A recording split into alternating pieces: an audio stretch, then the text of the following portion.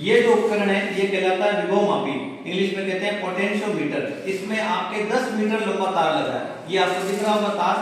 Metre सेतु में 1 metre लंबा होता है और यहाँ पर 10 मीटर लंबा प्रतिरोध तार है। ये उपकरण कहलाता है विभव मापी। और विभव मापी के 2 प्रैक्टिकल हमारे कोर्स में है।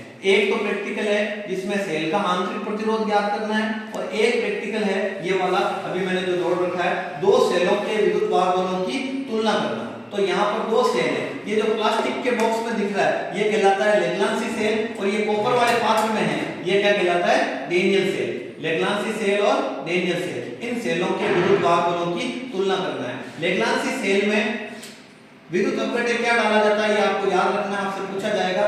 इसमें हम डालते हैं अमोनियम क्लोराइड NH4Cl, और इसमें हम डालते हैं कॉपर सल्फेट CuSO4। तो दोनों के आपको विद्युत अपघट्य पता होने चाहिए। इन दोनों सेलों के विद्युत वाहक बलों की हमें तुलना करनी है, और ये उपकरण कहलाता है विभव मापी। बाकी सारे उपकरण आप इसमें जानते हैं, जैसे ये जो उपकरण है ये आप पहले जानते हैं, ये गैल्वेनोमीटर है, और इसके साथ जो ये लगा रखी है ये आपके कहलाती है जोकी, इसको हम जोकी कहते हैं, और विसर्पी कुंजी हिंदी में कहते हैं। इसको हम तार पर अलग अलग जगह टच करके रीडिंग याद करते हैं, पहले तार पर, दूसरे पर, तीसरे पर ये रीडिंग लेते हैं, जैसे हमने मीटर सेतु में ली थी। तो यहाँ पर ये एक विशेष प्रकार की कुंजी है, इसको आप देख पाएंगे, ये कहलाती है द्विमार्गी कुंजी। क्या कहलाती है, देखो आप इसको थोड़ा सा ध्यान से समझ लो, ये कहलाती है द्विमार्गी कुंजी। एक भाग से जुड़ा हुआ है लेग्लांसी सेल और एक भाग से जुड़ा हुआ है डेनियल सेल। जब आपको लेग्लांसी सेल की रीडिंग लेनी है तब आप इसको यहाँ पर लगा देंगे और लेग्लांसी सेल की रीडिंग आएगी। जब आपको डेनियल सेल की रीडिंग लेनी है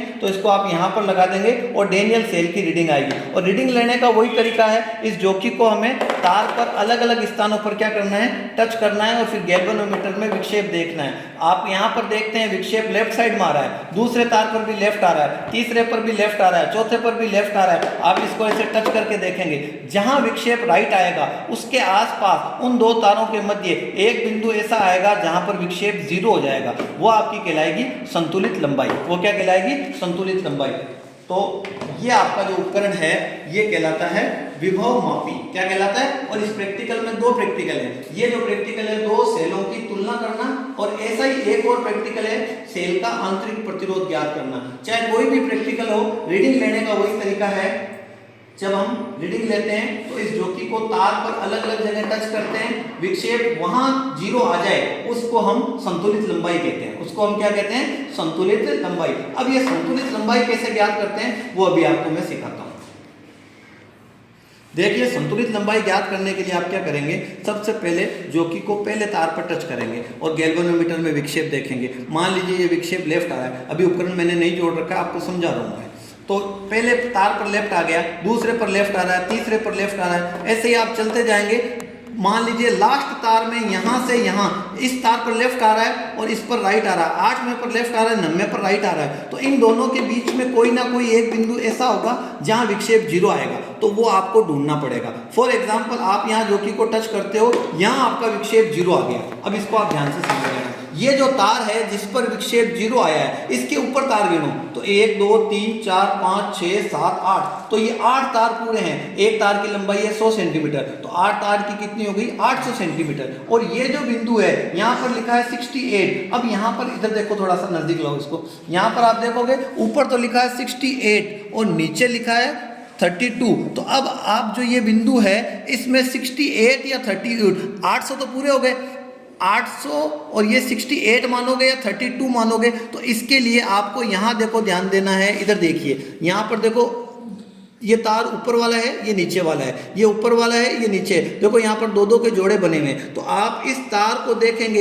ये ऊपर वाला है तो ऊपर वाली रीडिंग पढ़ेंगे, नीचे वाला है तो नीचे वाली रीडिंग पढ़ेंगे। इस तरफ आप ध्यान से देख लो एक बार वापस से कि भाई जिस तार पर भी आया, मान लीजिए 9वें तार पर आया तो 800 तो पूरा हो गया। अब 800 में यहाँ पर 32 लोगे या 68 लिखो, 832 मानेंगे या 868 मानेंगे, इसकी जांच करने के लिए आपको यहाँ देखना है। अगर तार ये ऊपर वाला है तो ऊपर वाली रीडिंग पढ़ी जाएगी, और नीचे वाला है तो नीचे वाली। तो यहाँ पर हमारी इस स्थिति में ये ऊपर वाला है तो ऊपर वाली रीडिंग क्या आएगी, 68, तो हमारी रीडिंग आ जाएगी 868। क्या आ जाएगी, 868। तो ये रीडिंग लेने का तरीका है।